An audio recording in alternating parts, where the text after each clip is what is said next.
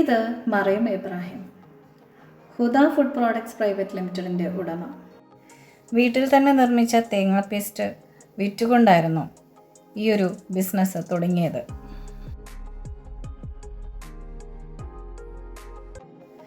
നിരവധി അവാർഡുകൾ ലഭിക്കുകയും അതേപോലെ വിശിഷ്ട വ്യക്തികളുടെ അഭിനന്ദനങ്ങൾ നേടിയെടുക്കുകയും ചെയ്തിട്ടുണ്ട്. കഠിനമായി പരിശ്രമിച്ചാൽ വിജയം ഉറപ്പാക്കാമെന്ന് തീവ്രമായി വിശ്വസിക്കുന്ന ആളാണ് മറിയം ഹുദ. എൻ്റെ കമ്പനിയുടെ പേര് ഹുദ ഫുഡ് പ്രൊഡക്ട്സ് ആണ്. അപ്പോൾ അത് തുടങ്ങിയിട്ട് 13 വർഷമായി. തുടക്കത്തിൽ എനിക്ക് ഭയങ്കര ഇതൊക്കെ ഒന്നും അറിയില്ല. എനിക്ക് ബാങ്കിൻ്റെ വഴിയോ പിന്നെ ബിസിനസ് എങ്ങനെ ചെയ്യുന്നത് എനിക്കൊന്നും അറിയില്ല. പക്ഷെ അറിയാതെ എടുത്ത് ചാടി ഇങ്ങനെ തുടങ്ങിയതാണ്. ഇങ്ങനെ നോക്കാം, എല്ലാവരും ഇങ്ങനെ ചെയ്യാലോ, ഹസ്ബൻഡിന് ഇങ്ങനെ ഞാൻ ഉണ്ടാക്കി കൊടുത്തോണ്ടായോ ഇതല്ലേ. അപ്പം നമുക്ക് ജീവിക്കാൻ വേണ്ടി എന്തെങ്കിലും തൊഴിൽ ചെയ്യണമല്ലോ. അപ്പോൾ ഇത് സക്സസ് ആവുമോ എന്ന് നോക്കിയിട്ട് ഞാൻ ഇങ്ങനെ ചെയ്തത്. 1 വർഷക്കാലം ഞാൻ ഇങ്ങനെ സാമ്പിളാക്കിയിട്ട് എല്ലാം നോക്കി ടെസ്റ്റ് ചെയ്ത് എത്ര വർഷം കേടുകൂടാതെ എത്ര മാസം വെക്കാൻ പറ്റുമെന്ന് നമുക്കറിയില്ലല്ലോ. അപ്പോൾ കസ്റ്റമർ വന്നിട്ട് ചോദിക്കുമ്പോൾ ഇത് എത്ര സമയം വെക്കാൻ പറ്റും, ഇത് എപ്പോൾ കേടാവും എന്നൊക്കെ ചോദിക്കുമ്പോൾ നിങ്ങൾ പറയണമല്ലോ. അപ്പോൾ ഞാൻ തന്നെ ആദ്യം ടെസ്റ്റ് ചെയ്ത് നോക്കി. പിന്നെ അവരോട് പറഞ്ഞു 1 വർഷം വെക്കാൻ പറ്റും, ഒന്നാമല്ലാന്ന്. ഇപ്പോൾ അവരായെങ്കിലും പറയുന്നു 1 വർഷം കഴിഞ്ഞിട്ടും കേടുകൂടാതെ ഇരിക്കുന്നു. പിന്നെ മേടിക്കുന്ന സാധനങ്ങൾ മുളക് അരി ആയാലും മുളകായാലും മല്ലി ആയാലും ആദ്യം ഞാൻ തന്നെ പോവും ആ കമ്പനി ഫാക്ടറിക്ക് പോയിട്ട് ഞാൻ ആ സാധനം തിരഞ്ഞു പിടിച്ച് ഞാൻ അത് ഉറപ്പ് വരുത്തി ഞാൻ കൊണ്ടുവരും. എന്നിട്ട് ടെസ്റ്റ് ചെയ്തിട്ട് പിന്നെ ഞാൻ അതേ നമ്പറിൻ്റെ സാധനങ്ങളാണ് ഞാൻ വിളിപ്പിക്കുന്നത്. അതേ ക്വാളിറ്റി മോശമായിട്ട് മറ്റും ലോഡിൽ വന്നിട്ടുണ്ടെങ്കിൽ അത് തിരിച്ചു കൊടുക്കും. ക്വാളിറ്റി ഞാൻ ടെസ്റ്റ് ചെയ്യുന്നത് ഞാൻ സ്വന്തം ഉണ്ടാക്കി നോക്കും. അപ്പോൾ ആദ്യം തുടക്കത്തിൽ ആരും വലിയൊരു സപ്പോർട്ടൊന്നും ചെയ്തിട്ടില്ല. എനിക്ക് നല്ല കഷ്ടപ്പാടോടുകൂടി ഞാൻ ചെയ്തതാണ്. അതിന് വേണ്ടിയിട്ട് നല്ലോണം ഞാൻ പരിശ്രമിച്ചിരുന്നു. ഇപ്പോഴും ഞാൻ പരിശ്രമിച്ചു കൊണ്ടേയിരിക്കുന്നു.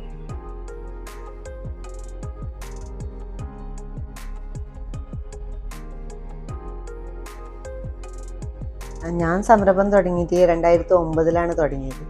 അപ്പോൾ 3 വർഷക്കാലം ഞാൻ ഒറ്റയ്ക്കേ തുടങ്ങി. 3 വർഷം കഴിഞ്ഞതിന് ശേഷമാണ് ഞാൻ ലൈസൻസിന് വേണ്ടിയിട്ട് അപേക്ഷിച്ചതും പിന്നെ മെഷീനറി ഇടാൻ വേണ്ടിയിട്ട് വ്യവസായ കേന്ദ്രത്തിൽ പോയിരുന്നു. പിന്നെ മെഷീനറി ഇട്ട് ഇപ്പോൾ 10 വർഷം കഴിഞ്ഞ് 10 വർഷത്തിൽ 3 പ്രാവശ്യം മെഷീനറി വാങ്ങിച്ചു. 10-15 തൊഴിലാളികളുണ്ട്. ഇപ്പം ഞാൻ ഹാപ്പിയാണ്, എൻ്റെ തൊഴിലാളികളും ഹാപ്പിയാണ്.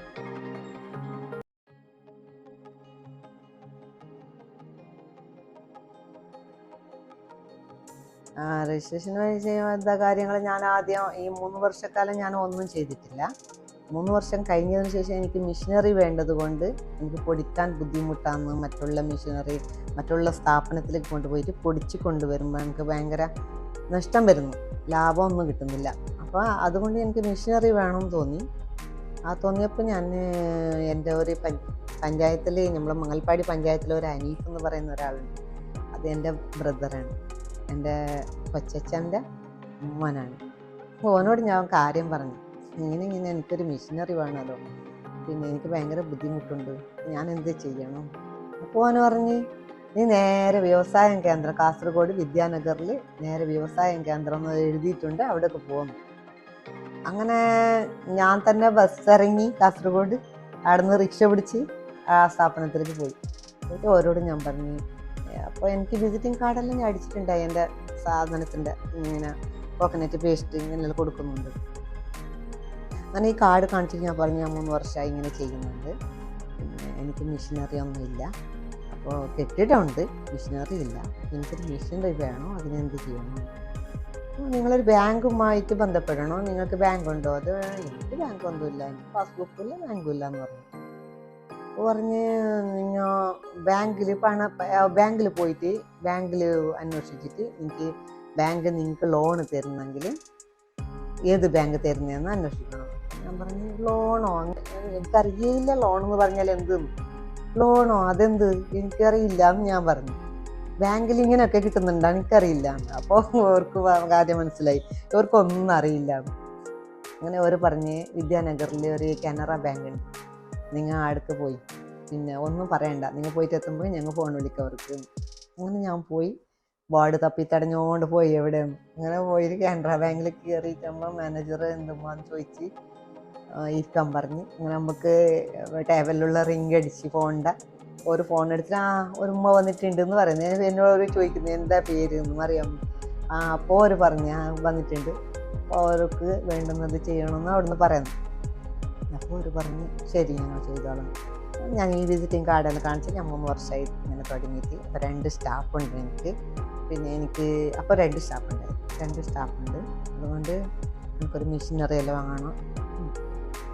ഓക്കെ, നിങ്ങളുടെ ഉപ്പളത്തുള്ളതെന്ന് പറഞ്ഞപ്പോൾ മഞ്ചേശ്വരത്താണ് നിങ്ങൾക്ക് അടുത്തിട്ട് കിട്ടുന്നത്. അപ്പോൾ മഞ്ചേശ്വരത്തേക്ക് ഞാൻ എനിക്ക് ഫോൺ വിളിച്ചിട്ട് തരാം. അപ്പം തന്നെ എൻ്റെ മുമ്പിൽ നിന്ന് തന്നെ വസങ്കടി മഞ്ചേശ്വരത്തേക്ക് ഫോൺ വിളിച്ചിട്ട് പറഞ്ഞ് ഇവർക്ക് നിങ്ങൾ ലോൺ കൊടുക്കണം, നല്ല ഒരു സംരംഭമാണ് ഇവർ ചെയ്തുകൊണ്ടുള്ളത്. അതുകൊണ്ട് ആ ചെയ്തുകൊണ്ടുള്ളത് കൊണ്ടാണ് എനിക്ക് ഒരു കുഴപ്പമില്ലാത്ത പെട്ടെന്ന് കിട്ടിയത്. അപ്പോൾ അവർ പറഞ്ഞ് തരാമെന്ന്. അങ്ങനെ ഞാൻ പിന്നെ വസങ്കടിയിൽ പോയിട്ട് അവരോടൊക്കെ സംസാരിച്ചുകൊണ്ട് എനിക്ക് 3,20,000 ലോൺ തന്നു. ആദ്യം ഞാൻ പ്രൊഡക്റ്റ് നിർമ്മിച്ചിട്ട് ആദ്യത്തെ കസ്റ്റമർ എന്ന് പറഞ്ഞാൽ എൻ്റെ അയൽവക്കത്തുള്ള ഒരു അനീഫ് എന്ന് പറയുന്ന ആൾക്കാണ് ഞാൻ കൊടുത്തത്. ആദ്യത്തെ കസ്റ്റമർ എൻ്റെ ഫസ്റ്റ് ആദ്യം നിർമ്മിച്ച പ്രൊഡക്റ്റ് സാമ്പിളിന് വേണ്ടിയിട്ട് ഞാൻ നിർമ്മിച്ചിട്ട് 1 kg ഉണ്ടാക്കിയ പ്രൊഡക്റ്റ് അവന് വാങ്ങിയിട്ട് അവൻ്റെ സിസ്റ്റർക്ക് വേണ്ടിയിട്ട് അവൻ ദുബൈക്ക് കൊണ്ടുപോയത്. അന്ന് ഞാൻ 300 രൂപ വാങ്ങിച്ചിട്ടുണ്ട്. അത് ഇന്നും ഓർമ്മയുണ്ട്, എന്നും മനസ്സിൽ ഓർത്തുകൊണ്ടേ ഇരിക്കും ഞാൻ.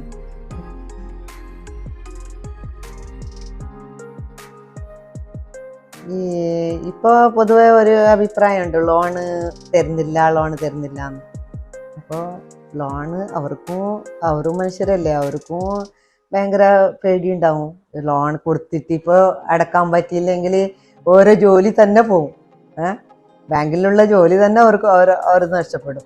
പിന്നെ രണ്ടാമത്തെ കാര്യം എനിക്ക് പറയാനുള്ളത്, നിങ്ങളെ കയ്യിൽ എന്തെങ്കിലും ഉണ്ടെങ്കിൽ ആരെന്നെങ്കിൽ കടം മേടിച്ചിട്ടെങ്കിലും നിങ്ങൾ ഒരു സംരംഭം തുടങ്ങണം ആദ്യം. തുടങ്ങിക്കഴിഞ്ഞിട്ട് ഒരു 6 മാസം കഴിയുമ്പോൾ 1 വർഷം കഴിയുമ്പോൾ നിങ്ങൾക്ക് എത്ര ലോൺ വേണമെങ്കിലും ബാങ്ക് അനുവദിച്ച് തരും. അതാണ് എനിക്ക് പറയാനുള്ളത്. കാര്യം വ്യവസായ കേന്ദ്രം വഴി പോയാലും അവിടുന്ന് ഒരു കുഴപ്പമില്ല. ഞാൻ 3 വർഷം മുമ്പ് ചെയ്ത് വെച്ചത് കൊണ്ടാണ് എനിക്ക് ഇത്ര ഈസി ആയിട്ട് എനിക്ക് ലോണും അനുവദിച്ചത്. എനിക്ക് വ്യവസായ കേന്ദ്രം വഴിയിൽ പോയിട്ടാകുമ്പോൾ പെട്ടെന്ന് അവരും എന്നെ സഹകരിച്ചത്. CPCRAയിലെ സാറന്മാരും നല്ല പോലെ എനിക്ക് സപ്പോർട്ടുണ്ടായിരുന്നു. അപ്പോൾ ഒരു 5-6 വർഷം മുമ്പ് നമ്മുടെ മുൻ ഗവർണർ സദാശിവൻ സാറിൻ്റെ ഒരു പ്രോഗ്രാം ഉണ്ടായിരുന്നു നമ്മളെ CPCRAയിൽ. അന്ന് എന്നെ അവർ അവിടേക്ക് വിളിച്ചിട്ട് ജനങ്ങൾക്ക് കാട്ടിക്കൊടുത്തത് CPCRAയിലെ ഉദ്യോഗസ്ഥന്മാരാണ്. അത് വളരെ നന്ദിയുണ്ട്, ഒരിക്കലും മറക്കല്ല അവരെ.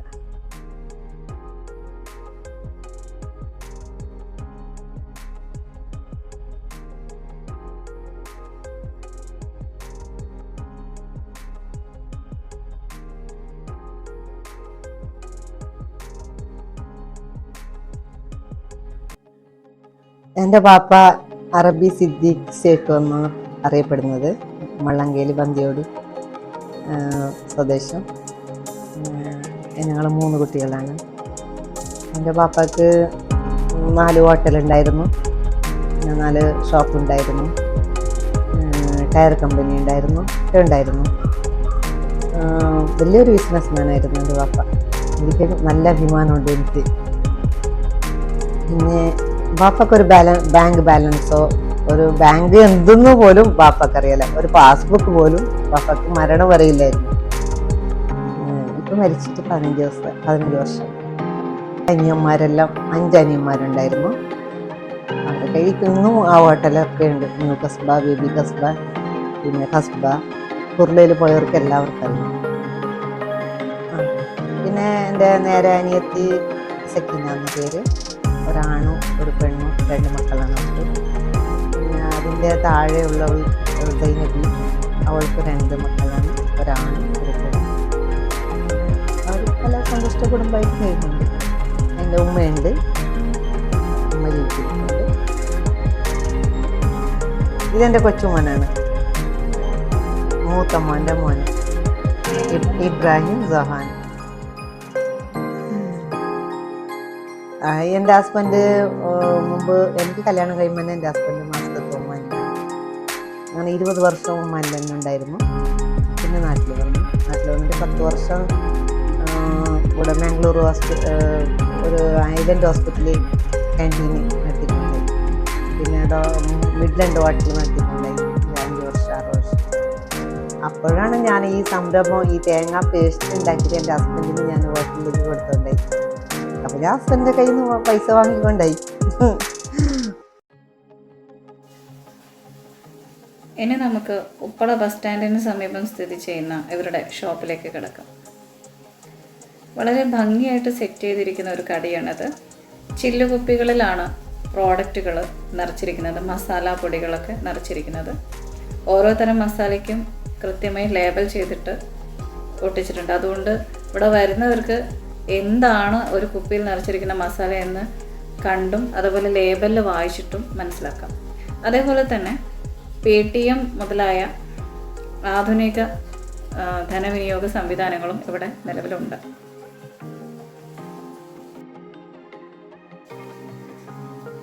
ഹുദ ഫുഡ് പ്രോഡക്ട്സിൻ്റെ ജേർണി ഇനി ഹുദ മാഡം എക്സ്പ്ലെയിൻ ചെയ്യുന്നതായിരിക്കും. ഇത് ഞാൻ ആദ്യം 12 വർഷം മുമ്പ് തുടങ്ങിയ ഒരു ചെറിയ മുറിയാണ്. ഇതിലാണ് ഫുൾ ഗ്രൈൻഡർ ഇട്ട് തുടങ്ങിയത്.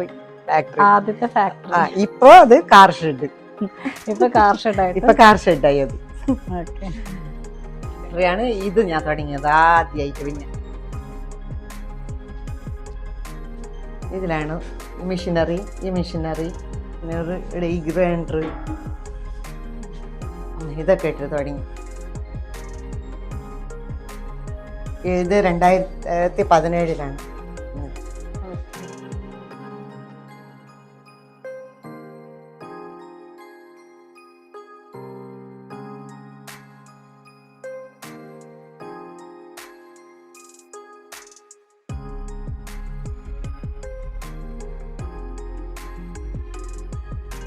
എന്താ എന്നെ പറ്റി പറയാനുള്ളത് ഒന്ന് പറഞ്ഞിട്ട്.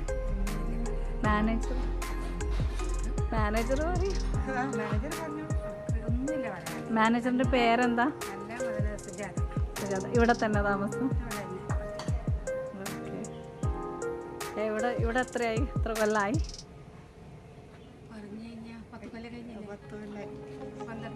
10-12 കൊല്ലായി. ഹാപ്പിയാണ്? അമ്മേനെ പോലത്തെ മുതലാളി. ഇതിനപ്പുറം എന്തല്ല വേണ്ടേ?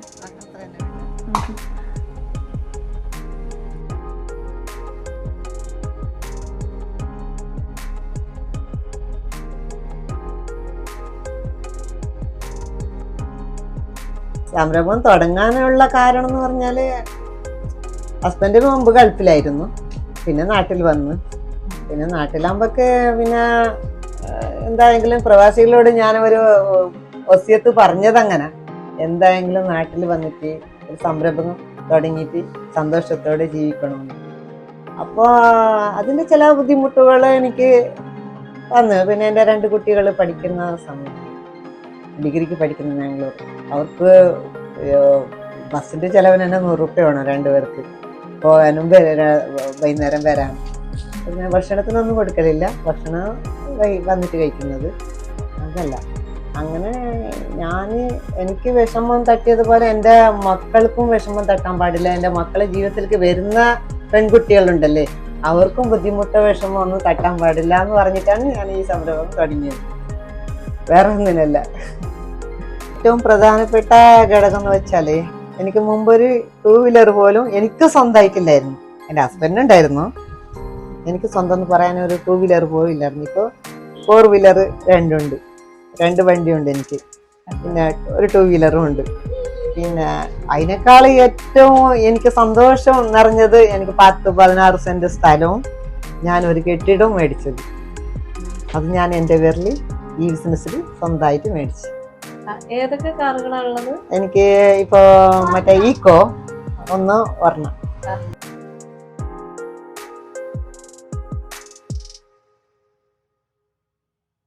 ഇതാണ് ആ ഫാക്ടറി ബിൽഡിംഗ്. അഭിമാനത്തോടു കൂടി വാങ്ങിച്ചു, എൻ്റെ സ്വന്തം പേരിൽ വാങ്ങിച്ചു എന്ന് പറയുന്ന ഫാക്ടറി ബിൽഡിംഗ്.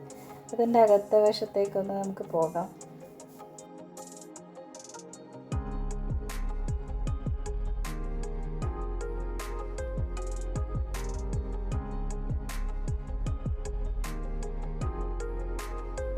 ഇവിടെയുള്ള 15 തൊഴിലാളികളും ശ്രീമതി മറിയഹുദയെ കാണുന്നത് ഒരു മുതലാളിയായിട്ടല്ല, ഒരു അമ്മയെപ്പോലെ അല്ലെങ്കിൽ ഒരു ചേച്ചിയെപ്പോലെ, അങ്ങനെയൊക്കെയാണ്. അതുപോലെ തന്നെയാണ് തിരിച്ചും ഇവർക്കുള്ളത്.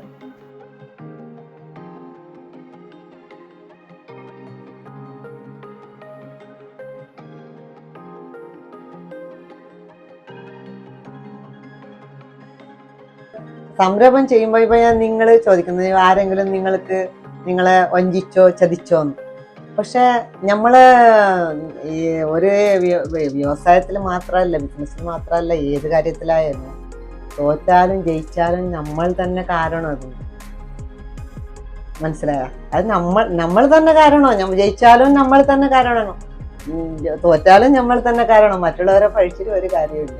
പക്ഷെ നമ്മ തോൽക്കാൻ നിൽക്കുന്നു കൊടുത്തത് കൊണ്ടല്ലേ അവർ നമ്മളെ തോൽപ്പിക്കുന്നത്. നമ്മൾ എന്തിനാ തോൽക്കാൻ നിൽക്കുന്നത്? അപ്പൊ അതേ ഒരു ഇത് കണക്ക് കുറെ വർഷത്തേക്ക് മുമ്പ് എനിക്ക് അബദ്ധം പറ്റിയിട്ടുണ്ട്.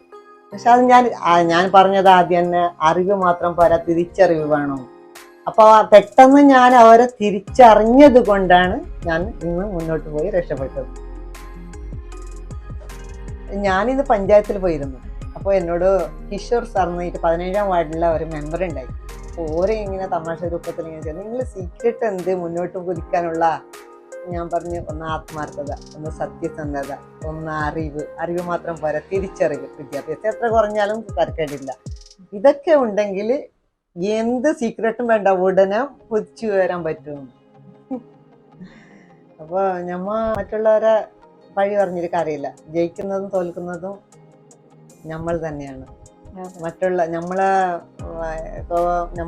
ഒന്നും നമ്മളെ ശരീരമായാലും നമ്മളെ മനസ്സായാലും നമ്മളെ സംരംഭമായാലും നമ്മൾ എന്ത് ആയാലും മറ്റുള്ളവർക്ക് അടിയറവ് പറയാൻ പാടില്ല. അതൊരിക്കലും പാടേയില്ല. ഈ ഒരു വാട്ടർ ടാങ്ക് തൻ്റെ ഫാക്ടറി വളപ്പിലെ ഒരു ബോർവെൽ സ്ഥാപിച്ചപ്പോൾ ചുറ്റുവട്ടത്തുള്ള ആൾക്കാർക്ക് കുടിവെള്ളത്തിനായി സ്ഥാപിച്ച ഒരു ടാങ്കറാണ്. ഇതിലൂടെ ഇവരുടെ സാമൂഹിക പ്രതിബദ്ധത അഭിനന്ദനീയമാണ്. ഇവർക്ക് കഷ്ടപ്പെടുന്ന സ്ത്രീകളോടും അതേപോലെ പ്രവാസികളോടും ചിലത് പറയാനുണ്ട്. അതൊന്ന് കേട്ടു നോക്കാം. കഷ്ടപ്പെടുന്ന സ്ത്രീകളോട് പറയാനുള്ളത്, തൊട്ടതിനും പിടിച്ചതിനോ ഭക്ഷണം ഇല്ലെങ്കിലും അല്ലെങ്കിൽ പെണുങ്ങിയാലും എടുത്തു ചാടി ആത്മഹത്യ ചെയ്യലല്ല വേണ്ടത്. നമ്മൾ നല്ലോണം കഷ്ടപ്പെട്ട് അവരോട് ജീവിച്ച് കാണിക്കണം സമൂഹത്തിൻ്റെ മുന്നിൽ. അത്ര ഈസി ഒന്നുമല്ല, എങ്കിലും പിടിച്ചു നിന്ന് മുന്നോട്ട് പോകണം. നമ്മുടെ ലക്ഷ്യത്തിലെത്തണമെങ്കിൽ നമ്മളും മുന്നോട്ട് തന്നെ പോയിക്കണം. പ്രവാസികളോട് പറയാനുള്ളത്, ഇത് കിട്ടുന്നത്രയും പണവും ദൂർത്തടിച്ച് ഇങ്ങനെ മോശമാക്കാതിരിക്കുക. പിന്നെ നാട്ടിൽ വരുമ്പോൾ നമുക്ക് നമ്മളെ കയ്യിലൊന്നും ഇല്ലാത്ത അവസാനം നമുക്ക് പിന്നെ ആരുണ്ടാവില്ല. പണം ഉണ്ടെങ്കിലേ എല്ലാം ഉണ്ടാവും. അതുകൊണ്ട് കിട്ടുന്നതിൻ്റെ ഒരു ഓഹരിയെങ്കിലും മാറ്റി വെച്ചിട്ട്, പിന്നെ നമുക്ക് ആരോഗ്യം നഷ്ടപ്പെടുന്ന സമയത്ത് എന്തെങ്കിലും ഒരു സംരംഭം ചെയ്ത് ജീവിക്കാമല്ലോ. നമ്മളെ വിശ്വസിച്ച് ഇറങ്ങി വന്ന അവരെ കഷ്ടപ്പെടുത്താൻ പാടില്ല. കുടുംബത്തിനെ നന്നായി നോക്കണം. എത്രയേ പറയാനുള്ളൂ.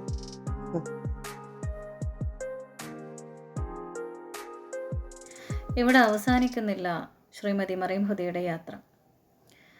ഹുദ ഫുഡ് പ്രോഡക്റ്റുകൾ ആവശ്യമുണ്ടെങ്കിൽ ഡിസ്ക്രിപ്ഷൻ ബോക്സിൽ നമ്പർ കൊടുത്തിരിക്കുന്നു, അതിൽ ബന്ധപ്പെടുക.